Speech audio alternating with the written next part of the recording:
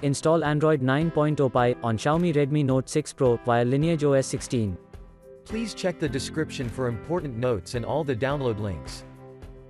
First download ROM and GApps packages, then transfer the downloaded files to the phone storage, link is in the description below. Step 2. Boot your device into TWRP recovery. Once in TWRP, click on Wipe, Advanced Wipe, and select the check boxes, as shown in the image, excluding internal storage. Step 4. Swipe the button to wipe the device. Step 5. Go back to the recovery main screen, and tap on the Install button. Step 6. Navigate to the storage, and select the ROM zip file. Step 7.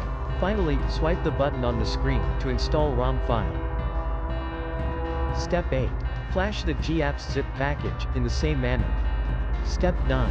After GApps flashing completes, select Wipe Cache and Dalvik from bottom left side of screen, and swipe to wipe.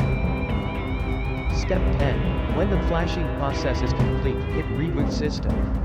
That's it, you have successfully installed the ROM on your device.